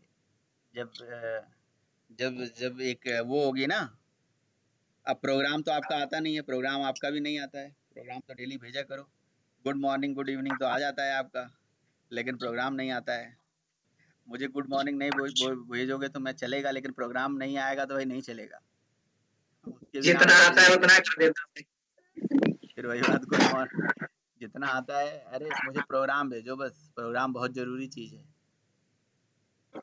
प्रोग्राम मुझे बहुत ज़रूरी चीज़ है, रोज़ प्रोग्राम भेजा करो, मैं प्रोग्राम का भूखा इंसान हूँ। मुझे आपने प्रोग्राम भेजा तो समझ लो मेरे लिए खाना भेज दिया आपने, 2 रोटी भेज दी मेरे लिए आपने, 2 प्रोग्राम अगर बना के भेज दिया तो। हाँ सर, मैं कोशिश किया करूंगा बनाने की ज्यादा से ज्यादा। हाँ, ज़्यादा से ज़्यादा प्रोग्राम बनाओगे, समझ लो ज़्यादा से ज़्यादा सर जी को रोटी खिला रहे हो आप। और जितना बढ़िया रोटी खाऊँगा जी उतना अच्छा मैं आगे टिका रहूँगा बस, उतना अच्छा आपको जितना समझा अच्छा पाऊँ। पढ़ा पाओगे आप। तो 20 को अगर 2 से डिवाइड करोगे, 20 को 2 से डिवाइड करोगे तो कितने बार में इसको डिवाइड करोगे? जैसे आपने करा कि भाई 2 5 जा 10 होता है, तो 2 10 जा 20 होता है, तो 2 10 जा 20 यानी कि 10 टाइम में ये गया। भाई 2 डिवाइड बाई 10 का जो 20 डिवाइड बाई 2 का जो आउटपुट आएगा ये वाला, ये 10 जो इन्होंने बताया, सही बताया क्या ये? सही बताया गलत बताया? कोई बताएगा? मैंने तो सही बताया सर। नहीं बाकी लोगों से पूछ रहा हूँ। सही है सर। सही है। तो क्योंकि ये 10 टाइम में गया तो 10 टाइम में गया तो 10 2 जा 20 तो बिल्कुल सही है। लेकिन 10 2 जा 20 जाने के बाद 20 पूरा कट गया ना, तो जो पूरा कट गया, जो पूरा कट गने के बाद जो रिजल्ट आया, रिजल्टेंट शेष जिसे बोलते हैं, वो शेष रिटर्न करता है ये हमारा परसेंट वाला मॉड्यूलर ऑपरेटर जिसे बोलो, यानी कि ये 0 रिटर्न कर देगा आप। अगर यहीं पे ये 20 ना होके कुछ और होता, सपोज करो 21 होता, तो ये क्या रिटर्न कर देता मॉड्यूलर ऑपरेटर भाई? यहाँ क्या रिटर्न कर देता है? 1 रिटर्न कर देता है। तो ये रिमाइंडर रिटर्न कर। हाँ बिल्कुल सही बात। तो वही इस तरह से देखो, जब आप कोशिश करोगे तभी हो पाएगा, कोशिश ही नहीं करोगे तो ये कहोगे कि हो जाएगा, नहीं हो जाएगा या कर लेंगे,